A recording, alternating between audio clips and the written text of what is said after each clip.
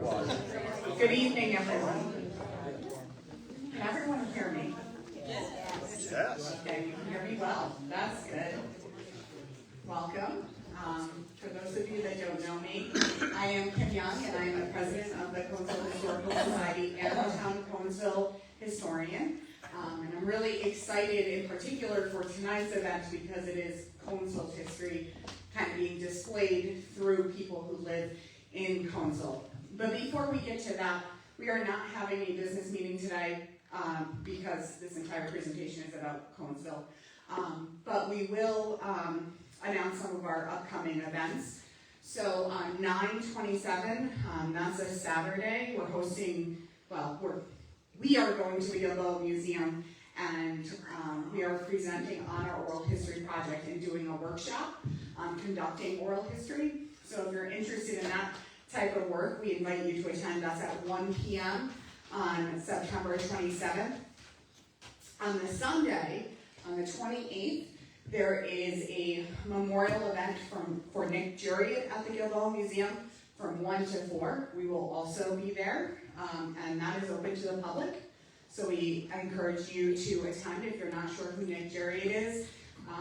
He passed away early this year and was a great benefactor to a lot of organizations in the area, donating hundreds of thousands and probably millions over the course of years. $4 million? Okay, $4 million to our local communities. So we look forward to taking part in that event and honoring his legacy.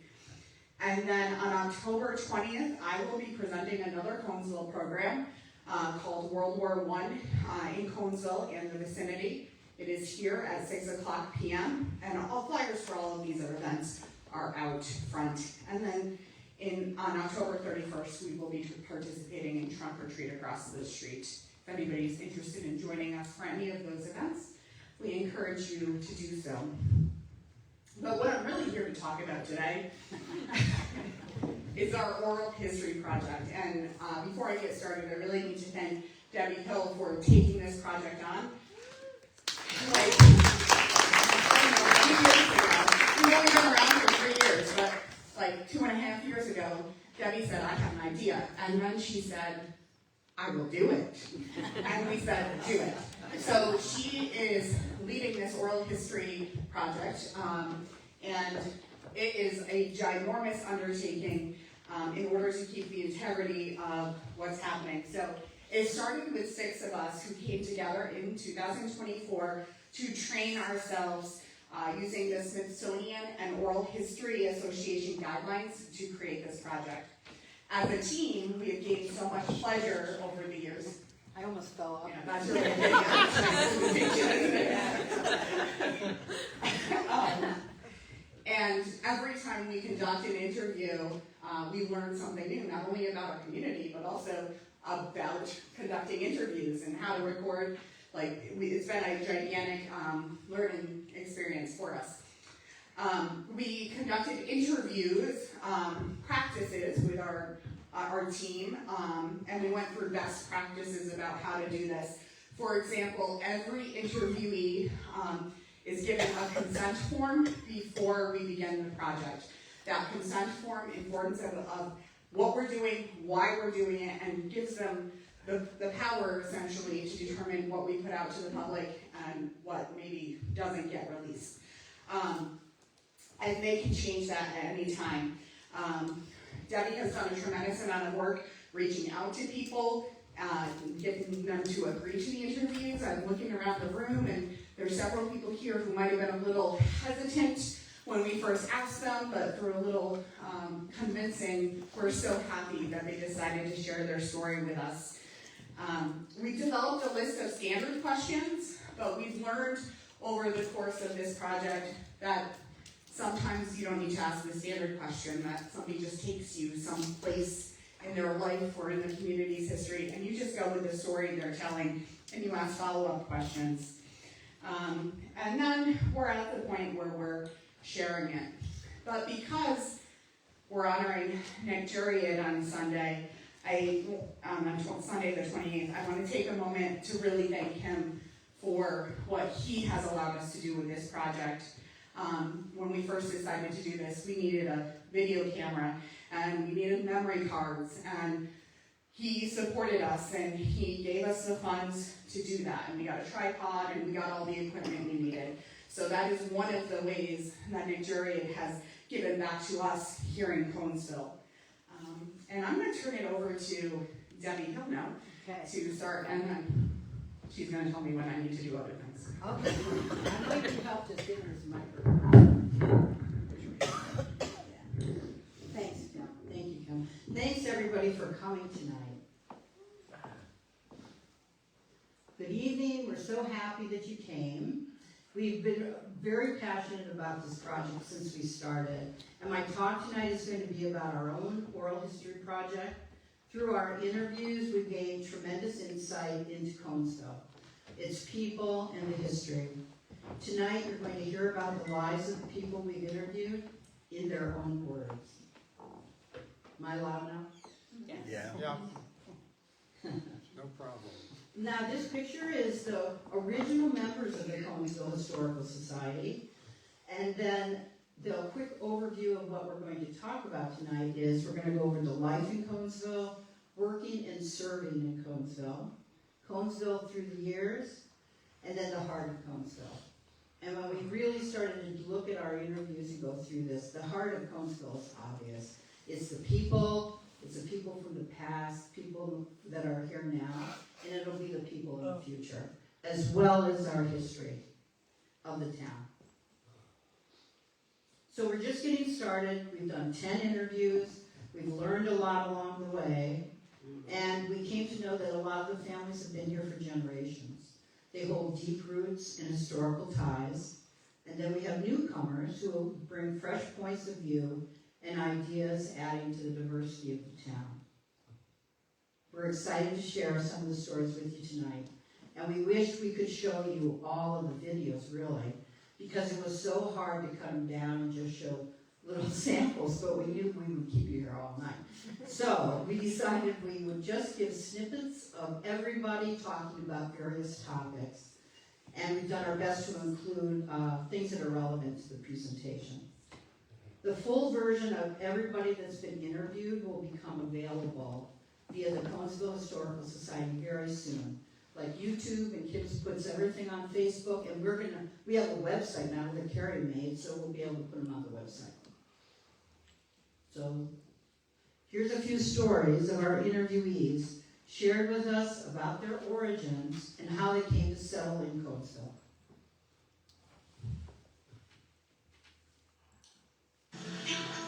When? Yeah.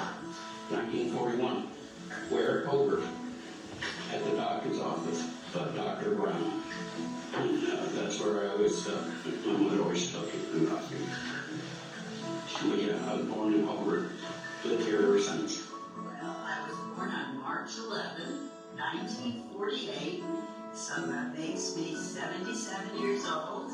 I was born downstate, but I reconnected with my husband John, who has lived here all his life and was born here. Then the rest is history. We made a permanent move. We got married in March of 1970. Lower in Catskill, August 28th, 1954. So it's quite interesting that we're doing this here at the Conesville Baptist Church. I realized that my genesis has some roots here. At the time my mother attended, my father attended the Plymouth Baptist Church, but they were served by the same pastor in the late 1940s, middle 1940s, George Moody. So one day, after the service here, Mr. Moody asked my grandfather Freeland that it would be all right if he could visit and get to know my mother Ruth. And so it was with my grandfather's blessing that he did. On June 16, 1948, Pastor Moody married my dad Bob right here in the church, and I was born the following year, May 16, 1949. So did you grow up here in Conesville? Yeah. You spent spent your childhood here in Conesville at the same farm you live in? Yeah, I was born in that home. I've got one brother and 4 sisters. You do. April 6, 1950 in Kaskawasma. My father was Robert, my mother was Kathleen. I had a sister, Sharon, who was passed away about 5 years ago. And then we grew up in a farmhouse up there, so. Well, I grew up in Coneville. I was born in East Coneville and lived in West Coneville when I was a youngster. I spent my whole childhood in Coneville. Gary Moses Young I remember. in Conesville, down in Conesville, Austin Road, and Louis Robinson. We figured we would retire here, and not knowing what we were getting into.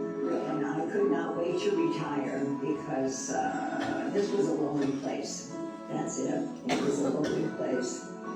And trying to think of what year that would be. Let me see. 1991 is the year that we purchased this place.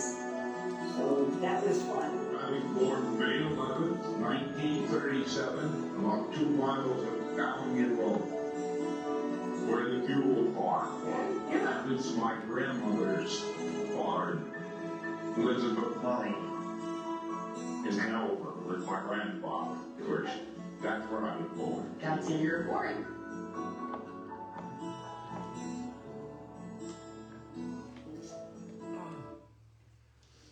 Now we have a few more memories from when people were growing up here. I had a lot of square dances in church suppers and tournament suppers, and so there was something going on quite often. In the summers down in West Conesville, it was Masonic Hall, and the old dances there every Saturday night. And in the winter, one winter they would do Potter's Hollow Green, which is a church now. And the following winter they would do Pratt's Hill Firehouse. And that mixed up some genetics. Water used to freeze in the winter, so we had to carry water from my aunt's house, and Billy didn't have no bathroom. We had an outhouse. That's hard to believe, but I didn't get old. Anyway, we grew up and did everything. Yeah, we have quite a few dances that we don't have anymore. Both my wife and I, we did square dance. Did you? So we went to a lot of square dances. And of course, we had square dances here. Well, when they called it summer days. And we had it in the firehouse. And then at night we had square dancing, we had music and what have you. And we had 5 sets of people. 5 different sets for squares out in the middle of the road, plus in the firehouse. And I'm not bad. I learned everything about farming and everything. And at one time I was 14, and Kate and we decided to go on vacation. We'd done the paying and everything. And he said, so you're going to be in charge. You got 200 men. And I really didn't think much of that. We had the cows out behind the barn in the meadow because it was leading up to summer. The cows got some boards out and pulled hay out of the barn. When he got back, he seen that and said, what happened? I told him. He said, well, why didn't you do something about it? And I said, well, I didn't want to say anything to the men. I said, most men don't want to take orders from a 14-year-old boy. He said, I don't care. He said, I trusted you, and I expected you to take care of everything. And I started crying. So it taught me a good lesson. From then on, whenever I had to do something, I was responsible for it. I did it regardless. But that was a good lesson. Staying at my grandparents, there were many trucks still coming up the valley to the Vanderbilt every month. One that I remember the best was Whitecoat Brothers had a flatbed truck with their KFC not securely, but the barn dog was always right on the back, you know, watching as he rode up the valley. That's a very vivid picture in my mind. I had a pretty quiet childhood. In basketball, I played all 4 years. As a freshman, I sat on the bench way at the end, the little fat boy at the end of the bench. We went to Fern Knox to play. We were undefeated. The coach, I don't remember who the coach was, put the rinky-dink said. Well, I logged up my score. I had 8 points. When I was a senior, I led Scary Valley in scoring. I was the #1 scorer in the valley.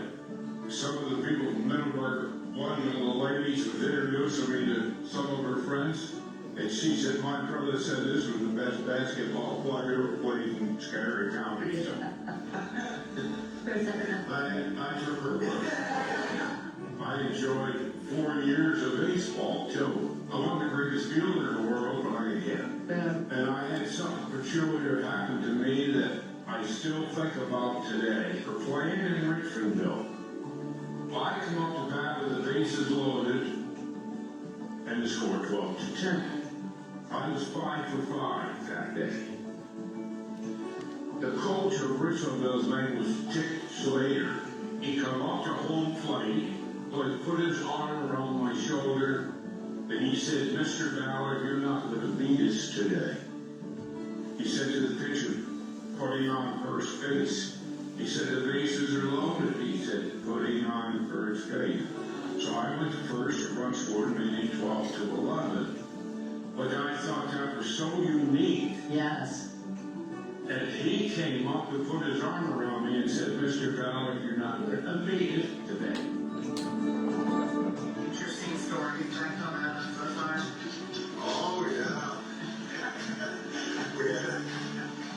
we had a two-headed camp once. That was in the 60s, I think. And all the strangers come around. People heard about it, got the paper. They all come wanting to see it. That was kind of a pain, but it was kind of interesting, I guess, to other people. They'd stop and look once and see it. And lived, I don't know, maybe a week or 2 weeks. Anyway, that was kind of weird. Different. People stop. And not only local people, but people out of town. It was a big deal. I did surrender. I was top dog in every class every year. I walked up valedictorian when I graduated in high school. And so my folks, they never wanted to move away from there. They stayed because the school was so good and I was doing so well. We just kept busy. And we get watermelon seeds, we get watermelon and sit out on the top stool. And spit the seeds out because I didn't know in outdoors where it could be messy.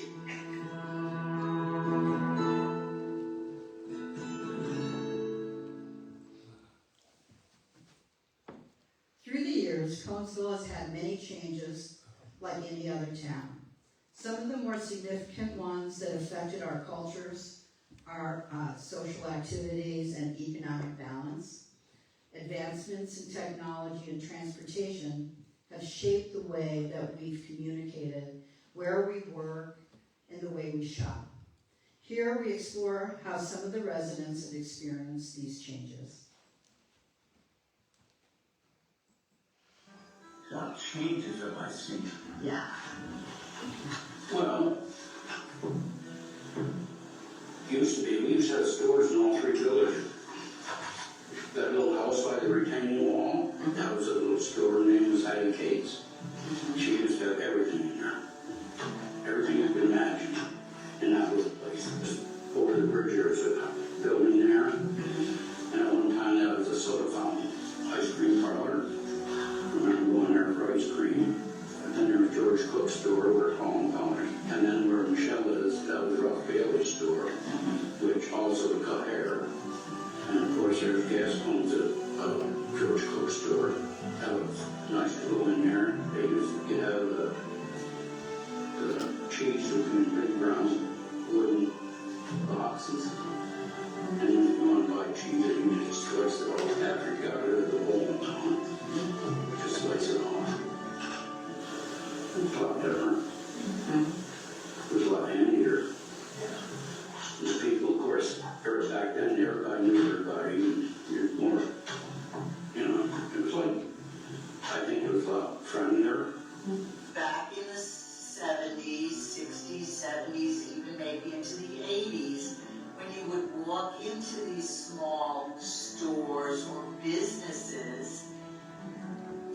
walking into a friend's place. You know, yes, it was a place of business, but still you were seeing neighbors there, you were seeing friends there. Talk about people who were friendly.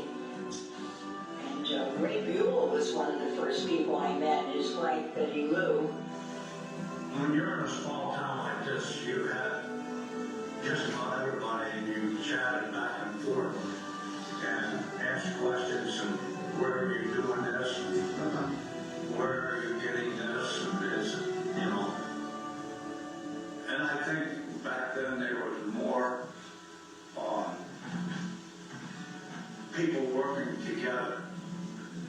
One farm working with another one. But, you know, Al and I tried to be part of our community. We tried to be helpful to people because people were certainly helpful to us. And even now that he's gone, I have neighbors who are caring. Everybody kind of keeps to themselves, but if you need somebody, there they are, really and truly. Back when I was a kid, the community was smaller, or a lot more, I don't know, how do you say it? Close, more close to your people better or something. It's different now. Suddenly I realized that now I'm the old lady in town, you know, and I don't know a lot of the younger people. You know, it's just got a whole different air,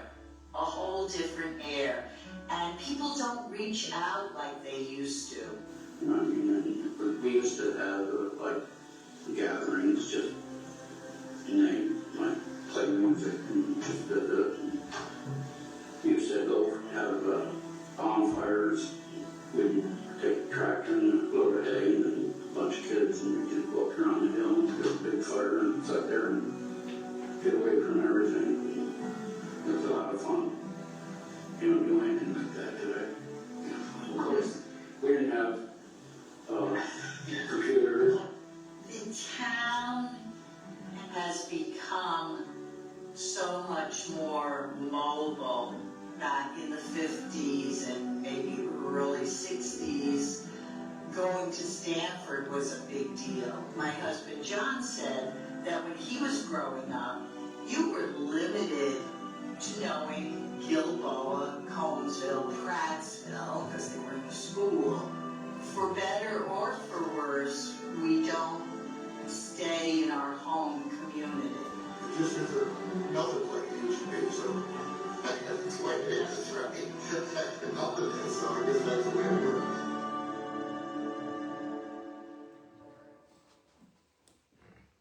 Well, as you heard there, change is inevitable. In Conesville, long-standing traditions were developed by the older families who passed down their values from generation to generation. Everybody that we interviewed talked about not knowing as many people as they used to, the loss of the stores, businesses, and also loss of the events in the town that used to be there for them for entertainment. So we're hoping that by doing this oral history project and other things that the Conesville Historical Society is doing, will revive some of these valued traditions, bring back community events from the past, and create new ones that will get people together again and bring people closer. Conesville is no stranger to hard times. We faced lots of challenges over the years, from floods and snowstorms to the decline in dairy farming. We heard stories from many of the people that we interviewed that said that they had lost homes and businesses. Everybody mentioned that the people in Conesville stayed strong, worked together, and helped each other through. In the following videos, you're going to see and be able to explore some of the experiences of our residents as they lived through the flood of 1950 and the decline of dairy farming.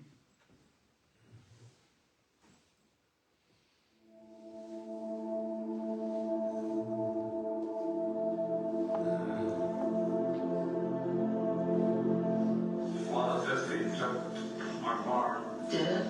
apart.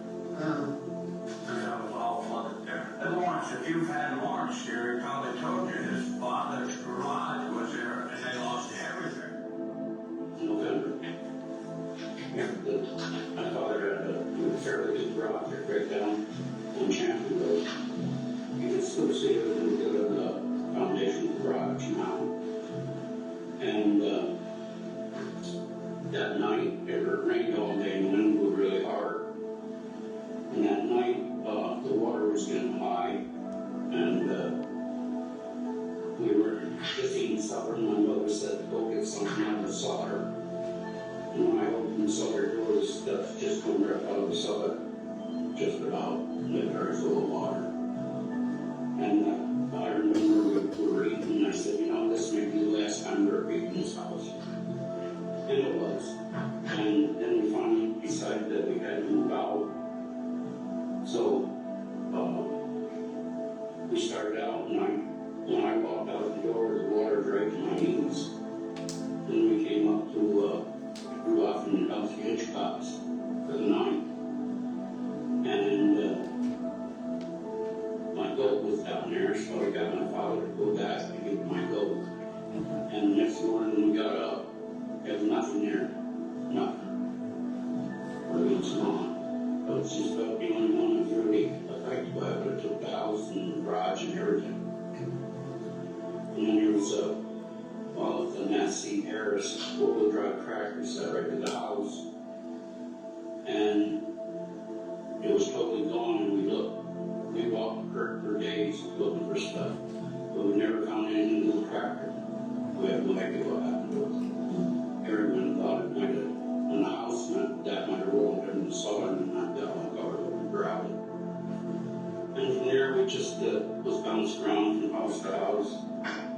Because there was nothing on just what we were wearing. So we stayed at different people's houses and everything.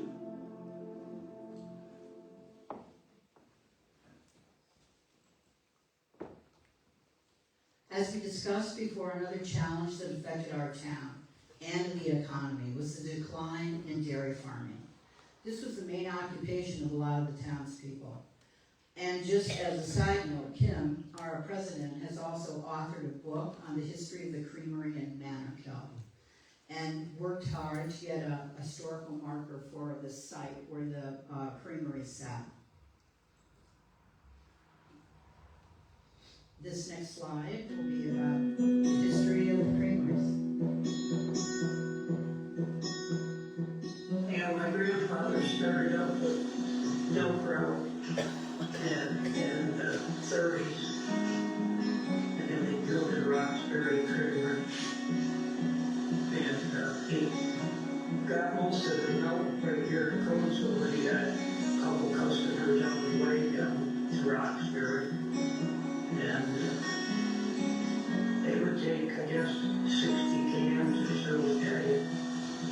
The farmers over by Luxnell, Lake 7 Berkes, they would bring their cans to that intersection, bury them in the snowbank, so that the milk didn't freeze before my grandfather would get there to pick them up. As I often said to people, the landscape here in the Catskills was dairy cattle. Just touched by that, it must have been a wonderful impression on me.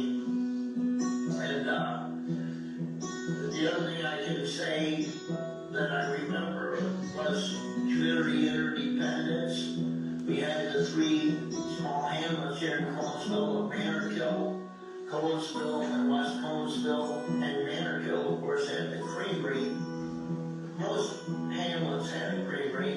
I remember my grandparents milking a lot by hand. They had a milk machine, but my grandfather, not being a great mechanic, they just seemed to resort, and my aunt seemed to prefer to milk by hand. I don't know why that was, but I never was good at it. And there was very little land that wasn't pasture or copper hay. So can you tell us about your family's operation, the size, the skill, how maybe the dairy industry changed over the years? Well, how it changed so. That's how it's changed. My great-grandfather had a barn that held 8 cows. And he had, probably 6.5 cans of milk. When my father took over the farm, eventually he added 10 more, so we had 28 in the barn. And then when I come back to the farm, I doubled the size of the barn, put it out in about 40. As the creameries shut down, the Candex closed, it was a quantum leap economically for farmers to go build a bigger milk house in most cases. Buying a bulk tank at the time was expensive and so on. Probably half the dairy farmers went out in that era. That was a big decision. Do I spend the money to go bulk? Because, you know, eventually they're not taking these cans. It was around 60, between 64, 68, 69. That took out a lot of them. I mean, well, your grandfather, he didn't go bulk, he just quit. Stanley Fancher drew our milk. And of course he went bulk. So, I remember riding with him down to the creamery. His grandfather ran that creamery, so I'd ride down there and play a little basketball with Jim while they were unloading the cans, washing and sending them back. But, you know, it just went from, I don't know how many cans down. So It got so that more people went involved, and then that did away with the creamery. So yeah, I would say that took out probably 70% of the farms right there. And then the rest of them just aged out. Sad thing when you stop and think about it, but it's a good thing. It's good and bad. Yeah, that's what I was all now. I was only like 16. We had about probably 50, 60 cans. I know we had a double-dip can mill. And I remember when I left that morning, we said, if anybody stops you, don't do anything. Just go and do whatever they want. I got turned to the creamery and a bunch of men there. And he stopped me. And they jumped around the truck. They dumped all the milk. A whole load of milk. They dumped it. And I didn't say anything or do anything. And that's when I was on the creamery, the guy in the creamery called over right away. So I picked up all my cans and everything back home. The next morning, Louie and Hopper, they called him. He was home on leave. They said, we're taking that load of milk today.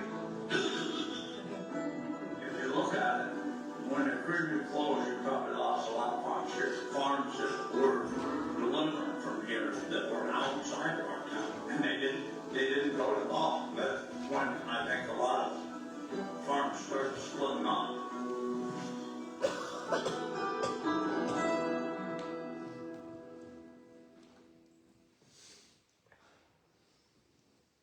Now we're moving on to volunteering in Conesville, work and jobs. Conesville is home to many hardworking people dedicated to serving the town. From volunteering their time with the fire department and rescue squad to taking positions within town government. The local school bus drivers, mechanics, teachers, farming, and home industries. They continue to maintain and improve the town. Some have made changes that benefit the town to this day. We have examples of people who have volunteered their time and taken initiative to provide the town with some kind of big change. Valuable additions to public spaces like Lawrence Fancher taking on building the ball field up at the school on his own, and Ray Buell, who started the Conesville Ambulance Service.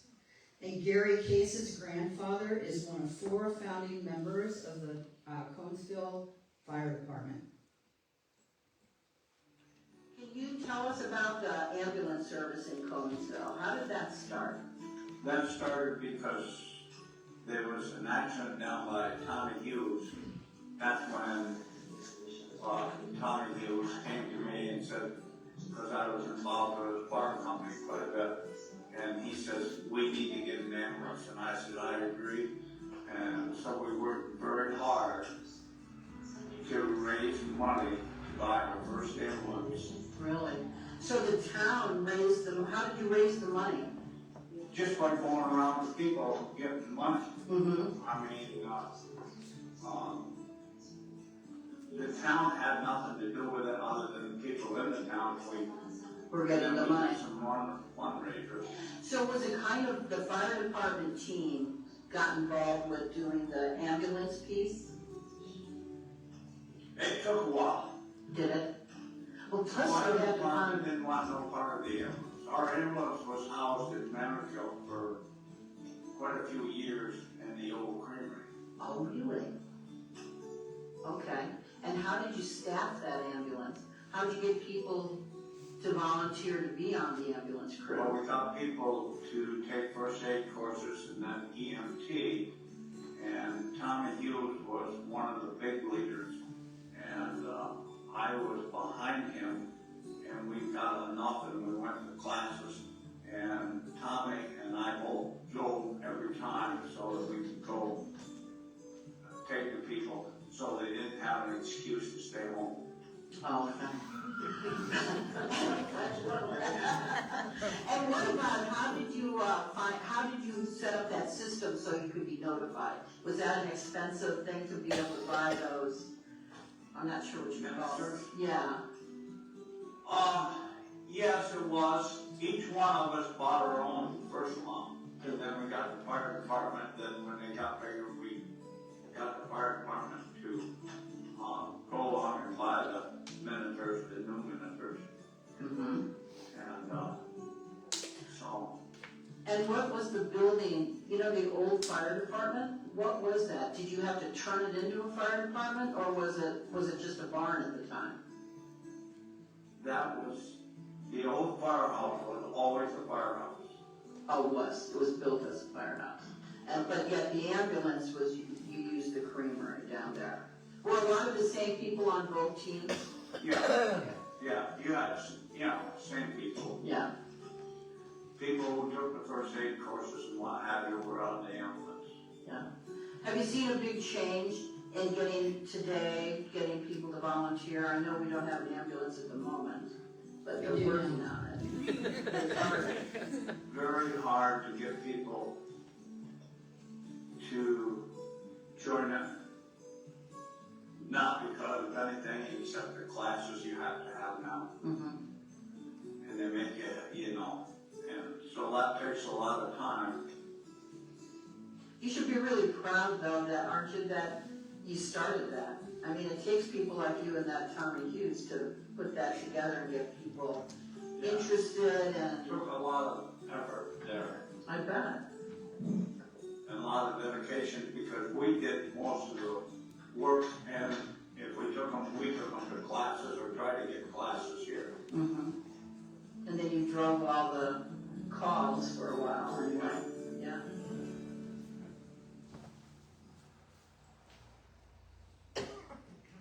Among the people that was interviewed, several had served in town positions of government. Kathy Riedel was elected to town justice and also town supervisor.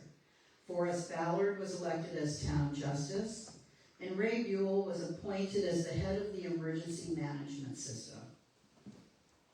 Dave Cameron was supervisor too. I'm sorry, Dave. I was gonna say at the end of that, like if I forgot anybody. So, yeah, Dave was the supervisor.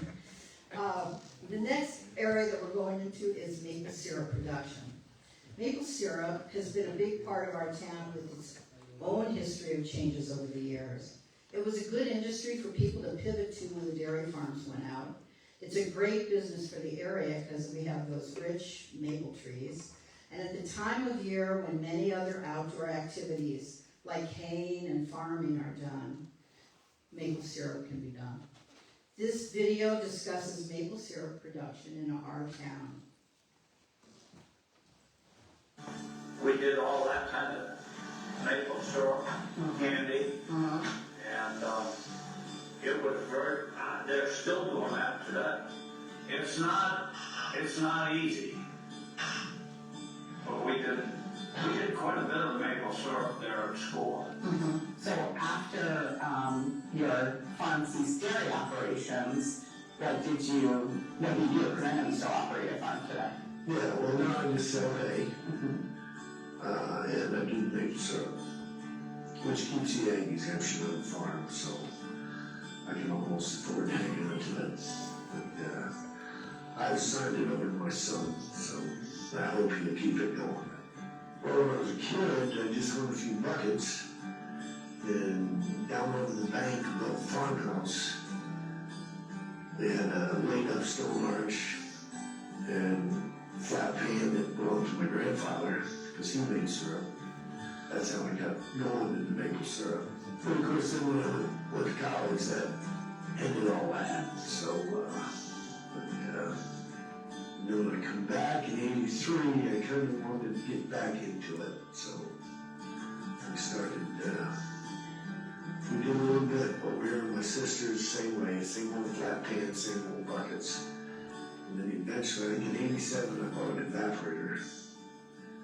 And 88, we built a sap house, put the evaporator in. And then since then, we've gone from the 3x10 wood-fired to a 3x10 oil-fired, 4x16 wood-fired to a 2x6 finish pan with a reverse osmosis system. So it's just continually increased. Up in the, plus vacuum pump on all the, no more buckets on the line, and a vacuum pump on it, sucks it all over the place. We got a few gravity lines, but mostly on the vacuum pump. So, that's interesting. Oh goodness, no, we have not stayed the same. We have changed a lot. Emerson said, well, I have a pan for you. It was not a pan for maple syrup. It was something from a honey thing that he had, but it was a big flat pan. And we started out here in that driveway in 1974. And we put cinder blocks, made it like a barbecue, and put this big square pan on these cinder blocks in the driveway, and we made a fire underneath and boiled. We ran the roller coaster of maple syrup making. We started small in the driveway. We got very, very large and big until we had what they called a 3x8 size evaporator. But we have traded that in, and now we're down to a 2x6 because it's getting harder and harder. We have good years and bad years, just like hay and any other crop. John always says, because John is very, very active and has to be active. So he says it gives him something to do in a time of the year when you can't do a lot of other things. I love it for the most part. The smell is absolutely fabulous. You can do a lot more than put it on your pancakes. I mean, you can cook with it as a natural sweetener. It's great on vanilla ice cream. It's really good with rice pudding. It's just good in so many ways. But John, because he likes to think he's a comedian, tells people, oh, it's great on spaghetti. And would you believe some people really look at us and think he's being honest? I always have to say, no, he's just kidding. You know, well, maybe you can put it on spaghetti. I don't know, but I doubt it.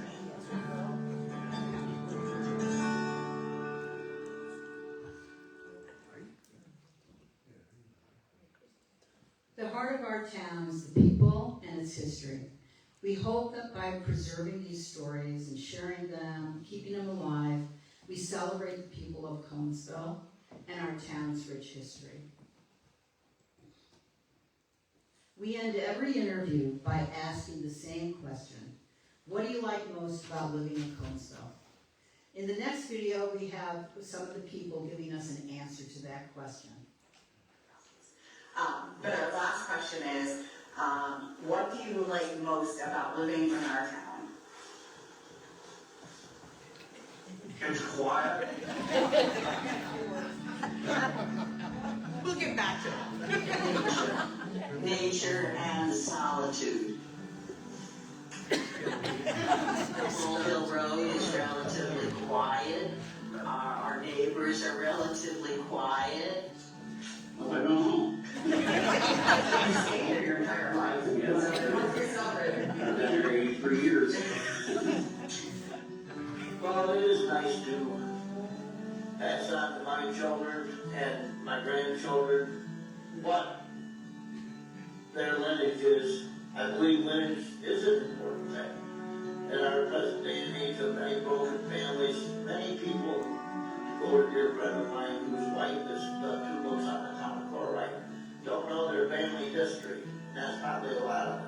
But it even aids it when you live where you can just go to the cemetery and show children where their great-grandfather, their great-great-grandfather, who went on that. It is wonderful for our children's sake, for my own satisfaction's sake. And just the very fact that I did dream of having a farm one day. I had no idea it was going to be my own grandfather's farm. But we just, the Lord was good. That's all I can say. We were here. I really love living where I do. It's quiet, I don't hear much traffic or anything, and it's sort of set in the woods. And I've got my dog now, and my 3 horses take care of every day, but it's quiet, I like that. I could never live in the city. Me either. I can do that.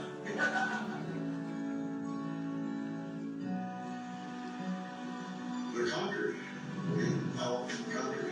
And I think that all in all, that if you travel around, we probably, except for taxes in New York, probably got one of the better places to live.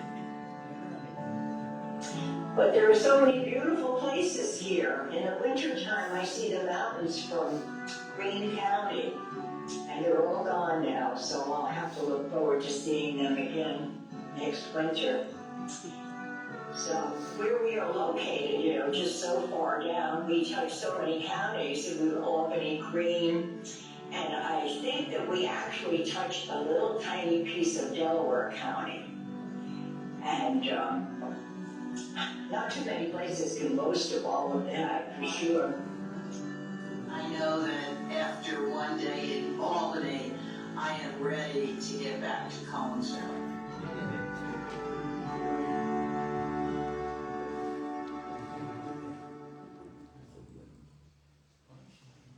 I want to thank a few people for helping with the oral history project. The Collinsville Historical Society backed it right away. They've given us funding for editing, which has been amazing. And then the team of people, 6 people that sat in a January cold Sunday school class for like 3 hours as we trained ourselves on doing oral histories correctly, so that we could follow the Smithsonian Institute, the Oral History Association. Those people are Kim Young, Carrie Sutton, Lori Gustin, Debbie Loren, Mary Rouleau, and me.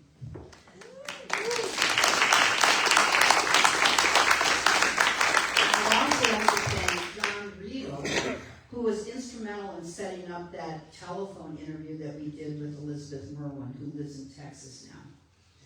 Thanks to Nicholas Jury, as Kim said, because he gave that donation so we could get the equipment. And then the big pieces are editors. We've worked with Danny Dowdy, Bill Woolner, but Bob Khosravi, my daughter-in-law, has just really dove into it and has really enjoyed getting to know all the people from helping edit those interviews. And she's responsible for all this video, these video pieces here tonight. So, Barbara, thank you so much.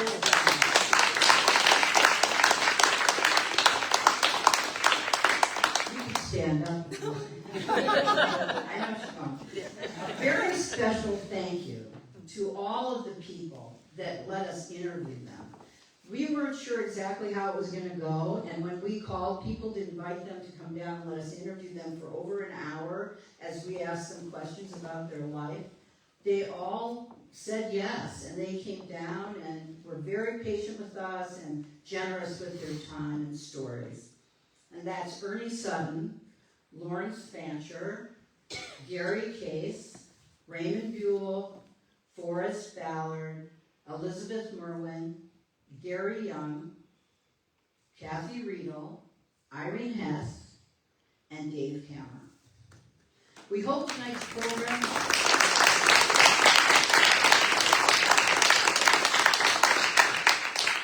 We hope tonight's program has inspired you to become involved and volunteer to help us, volunteer to be interviewed, or give us names of people that you think would be good candidates or might want to do it, and join us in this work, because it's really important to preserve the stories and continue to be able to pass them on, so that families of the people that we interview can get access to those memories, to hear their loved one again and be able to hear it from their own words. Thanks so much for coming tonight.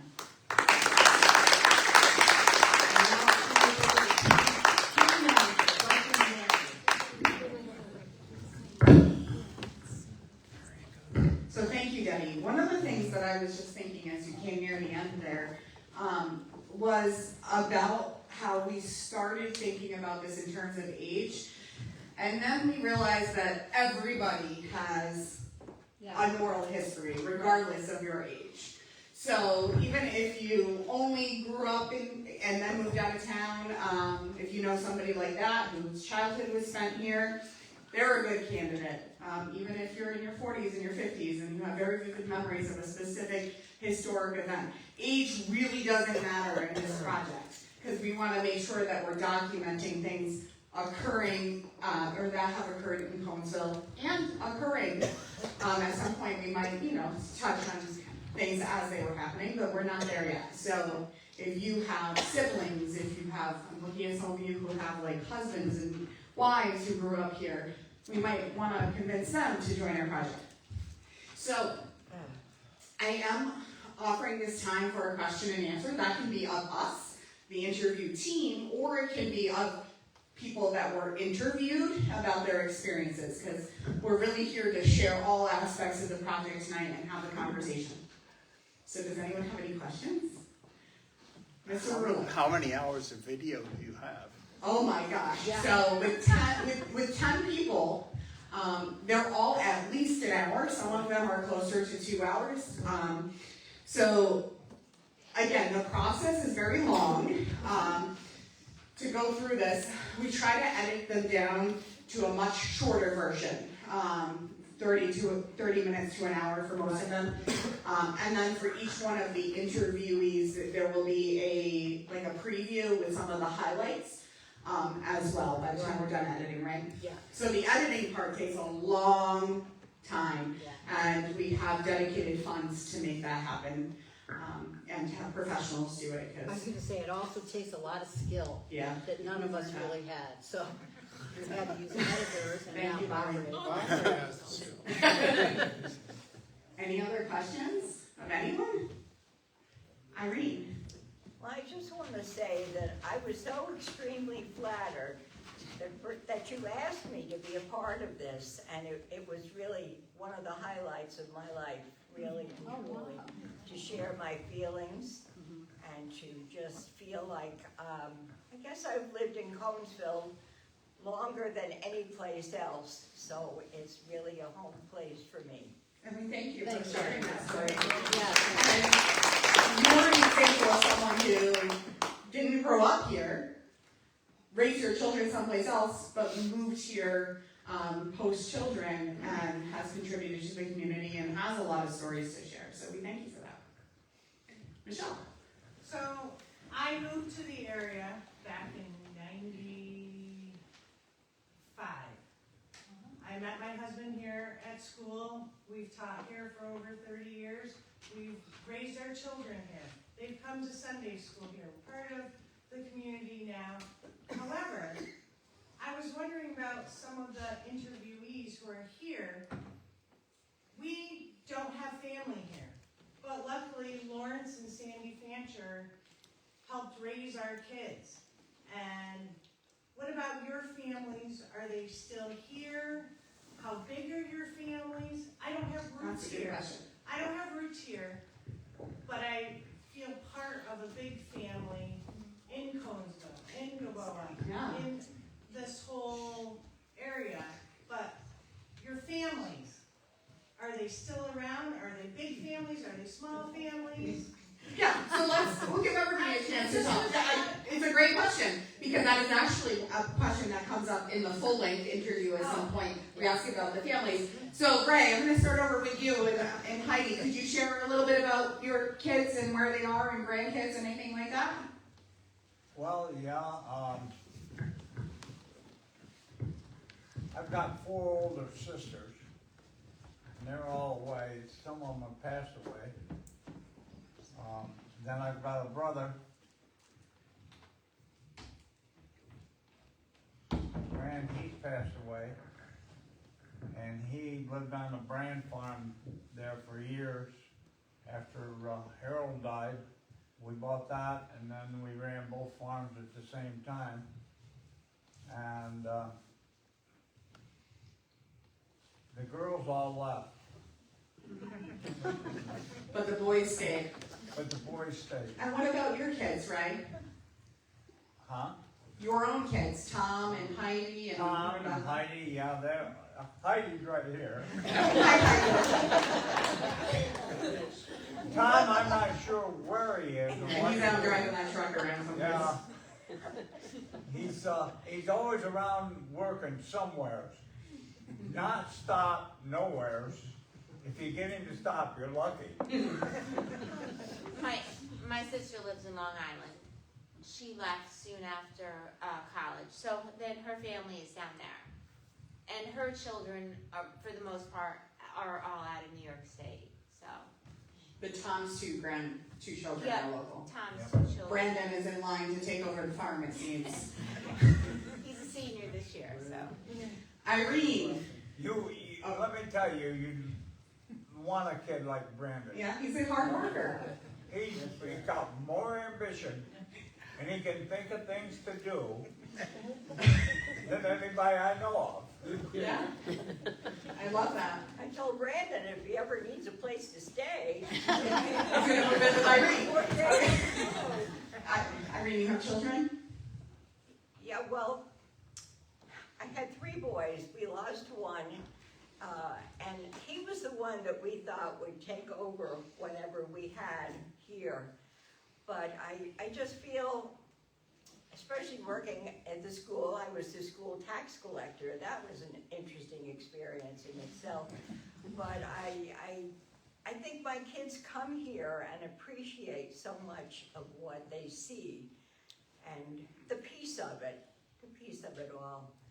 But I want to just one quick story about Mr. K Sr., Gary's father.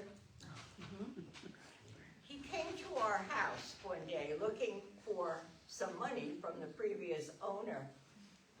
And he told us just miscellaneously that our well was feeding our house and the house next door. Now, we probably never would have found out if it wasn't for that conversation. And God bless him for doing that. That was special. Thank you, Irene. I think that the fact that your kids still have a connection is really important. And thank you for sharing. Is my dad next? Yep. One of his children is right here. What? Your children and grandchildren. Where are they? You're up there. Thank you. The other ones left town. They were, well, I shouldn't say that. They've left. They're up in Schenectady, Rotterdam area. And he has great grandchildren who are up in Schenectady. They could come to visit as well. Dave? Well, our son lives in Gilmore, so he's close. And our daughter lives in Malta, so she's not too far away. But she has no interest in the farm, but I'm hoping Rob has some interest in it. We'll see. We busy every water. No. And you guys have grandchildren, right? You have a number of grandchildren. 2 of them are seniors this year, and the other 3 are at school. I was going to say, we are getting older. And Gary? Case? You have any children? Just one. One? Is he around here? Up by Albany. Okay, so he's somewhat local, right? He's up by Albany. And a granddaughter. And a granddaughter. Does it say Kathy? Oh, yeah. Kathy, I'll go to you before I go back. Okay. We have two daughters. Laura lives up in the Albany area. Rachel is down in New Jersey. They both come home rather frequently. They do enjoy the atmosphere, the peace, and everything that they find here, but they don't think they would ever move back here. They've become city girls, and we have 5 grandchildren, and all, well, minus 1 is, 4 of them are here in New York State, New York City, Rochester, around, and one, oh no, Vanessa's in Boston, and the other one is out on the West Coast. So we don't see her too much. Thank you for sharing. Ernie. Well, I'm trying to see where Denny is. I'm right here.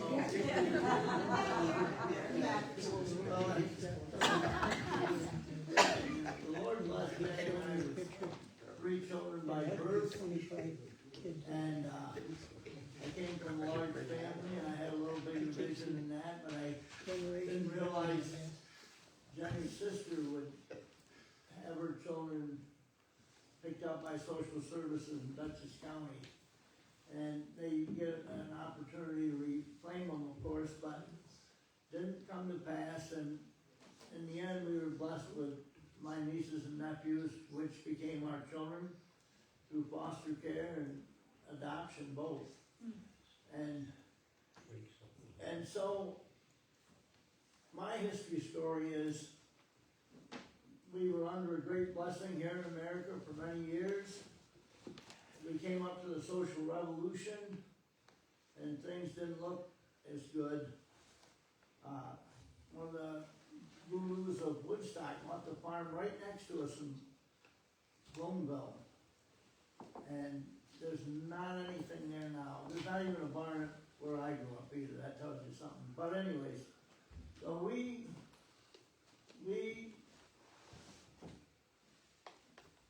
I'll have to give you a scripture verse here. Except the Lord build a house, they labor in vain. I think America is waking up and realizing this right now. Thank you, Lord. But we homeschooled our children. I remember the day in 1962 when my teacher came in and said, "You've probably heard the Supreme Court says it's not constitutional. Start our day with prayer." I have a son-in-law whose mother, by her father, said, "If God is not allowed in the school, then my kids will have to go somewhere else." We homeschooled, and but we also ended up on my grandfather's. So I came to a church. It was basically a bunch of conservative homeschool families over in Bainbridge. We tried to be in control of the influences that affect our children, but they got to be in the world eventually. So anyways, I feel the Lord honored us. We were living in Dutchess County, 3-hour drive. Then we started to come up Friday night to take care of my mother and my aunt who lived at the family farm, put the wood down for them, take them grocery shopping. They were old school ladies, never drove, mow the lawn and help them out. And I was going to, move to Farmers Retirement Dreamtown, Unadilla, or someplace on Franklin. and my aunt said to me, "Well, Ernie, why don't you move here?" Well, that was a long ways from church, but we did. And then my uncle and my mother and my aunt said we were taking care of my aunt, my mother as they got older. And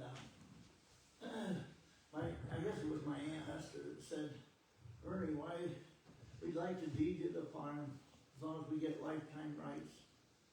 So the Lord blessed us with a 176-acre farm. We had lots of children to do the work. I did quit dairying at the end of the canned milk era. I never thought I'd be able to do it again. But times change, and I traded a Highland Scotch Heifer for a bulk tank. And the cranberries were looking for milk, so we were able to milk cows. And I remember our barn inspector got all my kids together and he said, now kids, when you go to look for work, don't even bother to fill out those resumes. Just tell them you grew up on a side hill woodlot dairy farm in upstate New York. And every one of my kids were hired up. Those are great stories about your kids. Thank you for sharing your story with us. We'll have to follow up on some I of the have other only stuff. one here. The first, they all fled the farm, of course. But Harry's over then there. they went to the Navy and thankfully she came back with we're so thankful for that. Thank you. I think we got everyone. Helen. I think there are people in town who are no longer with us, who there aren't very many family members left to talk about, like your grandmother Kate. And I think maybe you could delve into that a little bit, where there really isn't, you know, the last time we talked about her, and she was like a cornerstone in town. She helped so many young people, because her mantra was kind of, you gotta keep the young people in town. And her music. And so she helped Yeah. a bunch of us in order to stay in town. And, you know, when Lori picks up and moves, then you're not gonna have anybody to tell you about Kate and Louie. I never knew Louie, but Kate was integral in a lot of people staying in town. Yeah, I had church dinner stories about Kate. Yeah. That's a great point. Some of those people we need to hear more about. So if there's anybody that. I was gonna say too, we've already started to think of people like Lori that can tell us the story of those people that are already gone. Kathy did a great job talking about, who's the gentleman she talked to us about? Emerson. Oh, yeah, Emerson. Emerson, yeah. So we can, through her interview, use that information about Emerson. And then create a smaller, video about that and have a file for Emerson in case anybody wanted to see that. Even like your husband, I know you weren't local to Conesville, were you? No, Yeah. I've been here 46 years. So you guys and your husband's family stories from around here, I mean, between the Grants and the Tims, like there's a rich history there as well. Dottie Pickett. Right smack in the middle there. Some of you may or may not know it, but I did live in Conesville. My dad bought a place in 1946 next to the Riedels, 20 acres. And I have a big story that I can tell. I was born in 1939. I know a lot about Conesville, of course, Flat Creek. I married a local boy. My daughters say, when I say, well, I have been coming up here since I was 3 years old. The Youngses were our best friends, Moses and Bill. Scutts, Menudsons, Riedels, you name it, I can name it. Then I met Vern, and my kids, when I say, well, I've been coming up here since I was 3 years old. I stayed at McGuire's, no bathroom, no lights, kerosene lights. It's now Davis Road. It was always the middle road. And my kids say, but Mom, we're natives, you're not. They're wrong. But I think everybody considers me a native, so I do have quite the story to tell. And she's on our list, right? Yes, she is. She said October. Okay. Yeah, we have an ever-growing list, so if you want to be on that list, or if you know somebody we should interview, Debbie's the one to get in touch with, or just any one of us, and we will give that information to Debbie. Are there any more questions? I just want to say how honored I felt and I feel that I was asked to be part of this. It was truly just a wonderful feeling that described Conesville very much.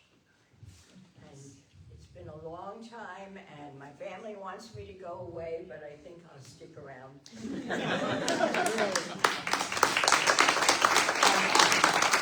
So one of our goals that Debbie and I have talked about is to kind of do an updated presentation every year with the different people that we've interviewed. So if we interview, Dottie in the next few months, the next time we do a presentation, parts of her story might be integrated. Since it does take a long time, you will eventually see all the videos on YouTube, but they do have to be fully cleared by the family before we post them and before we use them on social media. We went with, clips today that were very straightforward, but sometimes we have talked about some very personal issues, and we like to make sure we have the family's permission before we share them. So that's where we're going, and we are so grateful that all of you showed up tonight Yes, really. to support our project and to support the people who gave their time and their energy to share their stories, and to their families who supported them through the process. Thank you very much. We do have treats and snacks over there, and feel free to stay around and talk. Thanks, everybody.